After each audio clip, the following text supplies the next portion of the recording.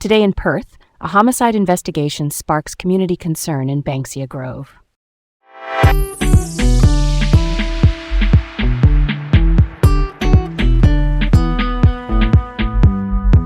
I'm Garrett.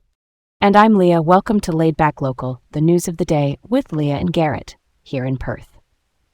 First up, a tragic death in Banksia Grove has led to a homicide investigation. Homicide means police are looking into whether a person's death was caused by another person. Police say a 42-year-old woman was found unresponsive inside a home on Mayali Bend, which is a quiet residential street in Banksia Grove. St. John WA paramedics, the statewide ambulance service, and police officers arrived around 9 a.m. on Thursday after a call for help. Despite emergency efforts, she was pronounced dead at the scene. A man in his 40s, known to the woman, is assisting detectives with inquiries. That means he's talking to police, but has not been charged at this stage. Neighbors told us the scene was confronting, and the community is understandably shaken. This also raises the ongoing issue of domestic violence, harm that happens inside relationships or households. If something feels off on your street, even a small check-in or a call can matter. Yeah, that hits different. When we talk about community support, we mean practical stuff. Keeping an eye out for concerning noises, offering a safe place to wait if someone needs it, sharing local helplines, and talking with friends and family about warning signs. I'm not going to lie, awareness and resources save lives. If you're worried about someone, you can ask them privately if they feel safe at home. That simple question can open a door. Next up, street violence takes a tragic turn as a one-punch attack leads to murder charges. A 62-year-old man has died after an incident on Hay Street in the Perth CBD around 11:05 p.m. on Friday. Police allege a 37-year-old Scarborough man punched the victim. The man fell and hit his head on the pavement. A one-punch attack is exactly what it sounds like, a single strike that can cause severe brain injury or death. The accused now faces multiple charges, including murder and grievous bodily harm, which is a serious form of injury under the law. He's due in court on March 27th. This has really sharpened concerns about late-night safety in the city. Real talk, it's frightening how fast something can escalate. I'm thinking about simple prevention layers, better lighting, steady patrols, more transport options at closing time, and bystander awareness, which just means knowing when and how to safely call it in or step back and get help. Why does it keep happening, though? Is it alcohol, impulse, or just poor conflict skills? Probably a mix. Either way, consequences are life-changing, and community safety has to be front and center. Next up, parents say they were blindsided by plans to sell the Wind in the Willows childcare service in Bassendean. The town of Bassendean, that's the local council, has proposed selling the not-for-profit centres to Cha-Cha-Cha Group Toy Limited, a for-profit childcare operator, for 2.5 million Australian dollars. A not-for-profit means any surplus money goes back into the service. A for-profit aims to return earnings to owners or investors. The letter went out to families on Wednesday.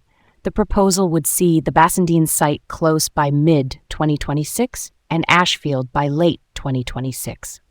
Parents are worried about continuity of care and quality under a different model. There's already been a community rally and an online petition that picked up steam quickly. Public feedback is open until March 13th, with a final decision slated for March 31st at a special council meeting. I totally get the concern. For families, stability is everything. The educators, the routines, the philosophy. If you've got kids there, submit your feedback, share specific examples of what works, and ask clear questions about staffing, fees, and transition plans. That kind of detail helps decision-makers see beyond the balance sheet. And if this goes ahead, I'd love to see ironclad conditions to protect service quality through the change. Next up, an empty flight from Dubai to Perth raises questions while so many Australians are still stranded overseas. The first Emirates service back into Perth, EK420, landed on Friday with about 60 passengers and 28 crew on board, despite more than 100,000 Aussies stuck after Middle East airspace closures linked to Iran's retaliatory strikes. The United Arab Emirates, or UAE, negotiated a civilian air corridor with Iran. That's a pre-approved flight path, allowing commercial planes to pass safely. Some travelers reported trouble booking seats. Others talked about emotional reunions at the airport. Officials here say they're working with airlines to get more people home on upcoming flights. Can I ask the simple question, why was that flight so empty if demand is huge? I mean, actually getting on a plane sounds like the hardest part right now. Yeah, fair question. From what's been reported, short notice approvals, scrambled schedules, and booking system backlogs can leave seats unfilled even when people want them. That's the clunky side of global logistics. If you're trying to return, keep checking with your airline directly, watch for last-minute releases of seats, and if possible, be flexible with routes. Not ideal, but it can make the difference. Last up, a health alert after measles exposure sites were identified around Perth. WA Health says a traveler with measles, a highly infectious virus that spreads through tiny airborne droplets, visited multiple locations between March 5th and March 13th. Exposure sites include St. John of God Midland Hospital and several grocery and retail locations such as Woolworths and Kmart.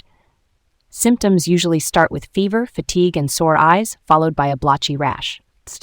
One key point, you can be exposed for up to 30 minutes after an infected person has left a room.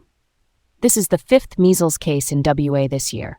Authorities are urging everyone to check vaccination status. People fully vaccinated and those born before 1966 are generally considered immune because of past exposure patterns. Yeah, let's keep it chill and practical. If you're not sure about your shots, look up your records or talk to a GP about the MMR vaccine. And if you develop symptoms, especially after visiting a listed site, seek medical advice and follow the guidance you're given. Vaccination is like a community shield. It protects you and the folks around you who can't be vaccinated. That's the gist of it, right there. That's the news for today from Perth.